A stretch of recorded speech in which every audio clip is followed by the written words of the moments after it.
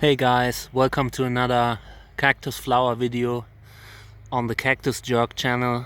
This is second two, and this is the first Trichocereus flower of the season. I'll just give you some time to check it out, to see it, to, judge about it. I mean, I like it. This is a hybrid between Trichocereus candicans and the legendary hybrid Buena Vista. Buena Vista is also known as Red Star. It is a Trichocereus grandiflorus hybrid, but the Trichocereus candicans is very dominant in regards to the body. I don't see any Trichocereus grandiflorus Buena Vista in the body of this one. So let's just put the camera on the tripod.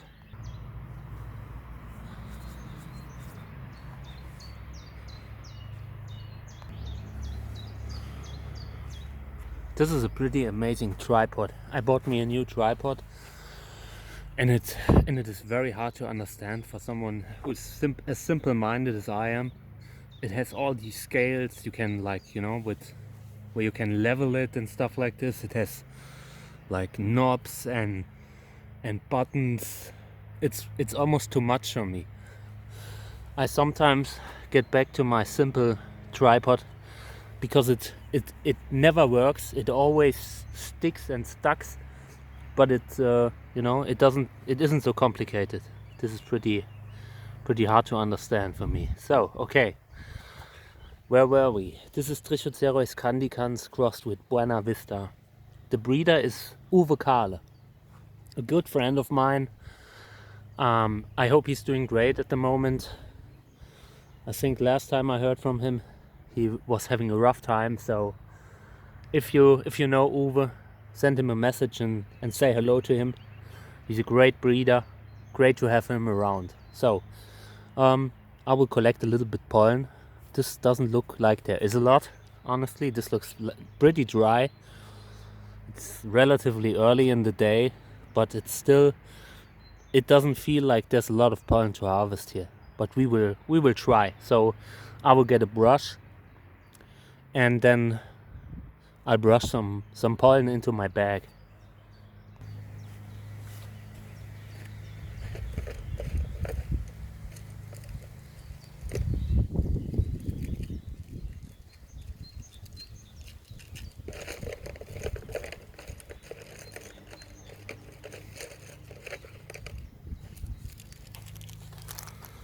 There's a little paper bag that I brought. Little stamp collecting paper bag. Ooh, I don't think there's any pollen here.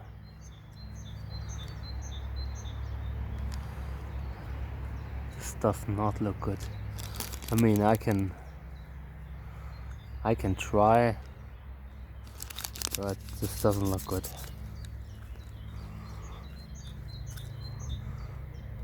I normally wouldn't use it as fodder because the flower is pretty small, and I mean the color is special. This reminds me a bit of First Light, the hybrid First Light, and it is difficult to get the colors just right with one of these hybrids.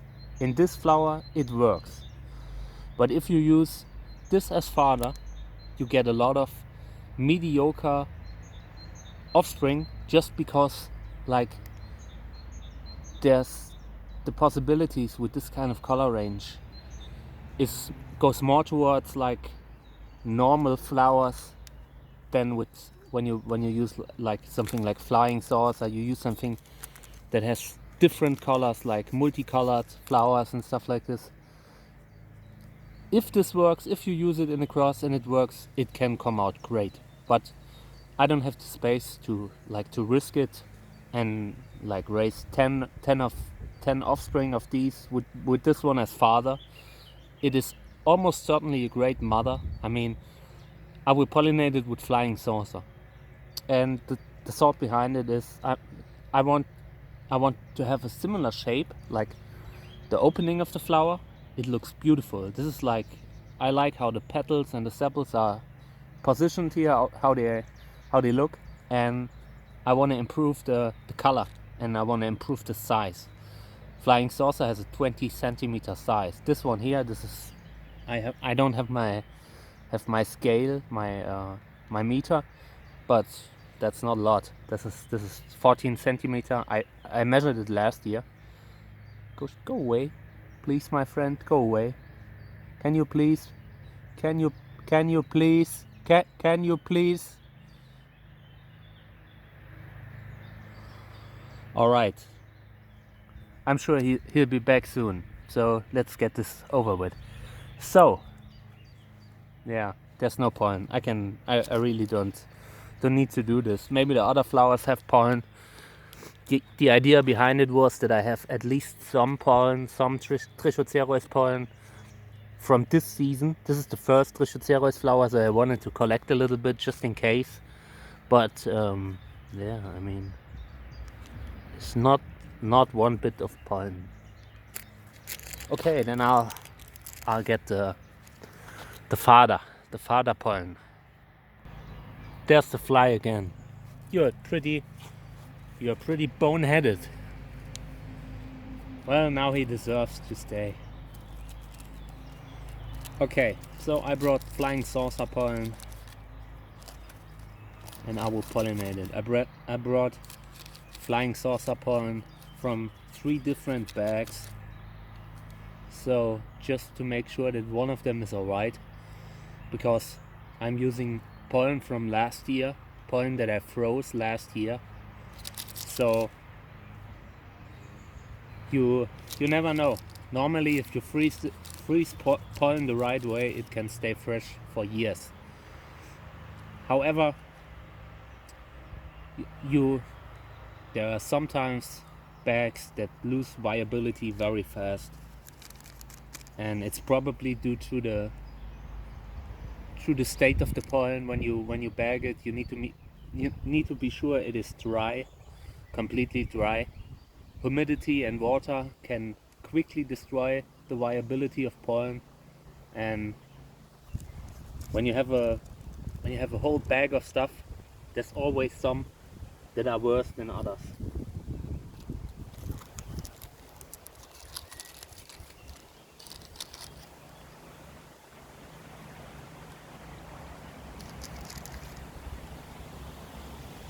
Last year I succeeded in pollinating this hybrid, this Trichocereus candicans crossed with Buena Vista hybrid, and I knocked over the flower. I knocked off the flower bud with my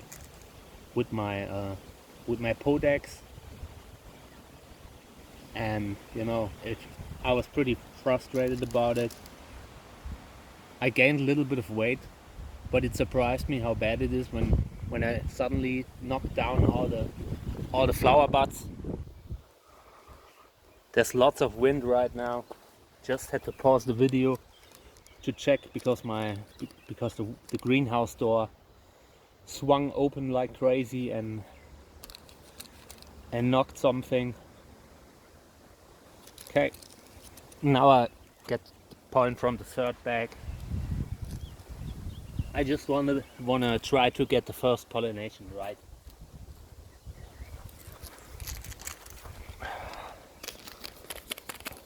If neither of these will work, I can assume that the viability of the pollen, of the frozen pollen, has gone down pretty badly. So just to be clear, all 3 of these bags are flying saucer. When a plant flowers, I usually collect all the pollen that it makes, if it is a parent that I would use, like flying saucer. So when the flying saucer opens like 3 flowers at a time, I collect like 30-40 bags of pollen from just one flower. I only do this for the really good ones, but that's how I freeze pollen, and every time I pollinate something, I only take out 1 little of these bags, because otherwise you end up ruining your whole batch just for one cross, and that's pretty inefficient. Alright. Yeah, this was it. So let's put a label on this flower. I don't want to forget, which would almost certainly happen.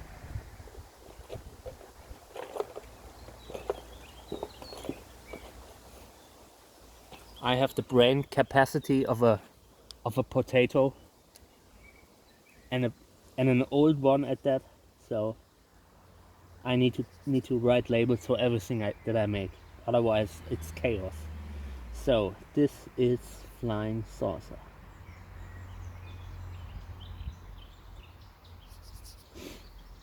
Okay. I have these labels here. You can reuse them as long as you cross out what's been written on it before. I don't want to cause a lot of trash.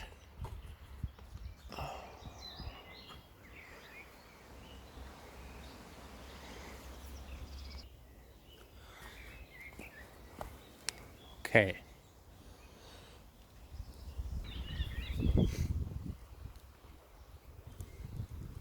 The wire is a little bit small for this thick tube, but I think it'll just work. Okay. So now I have my cross labeled.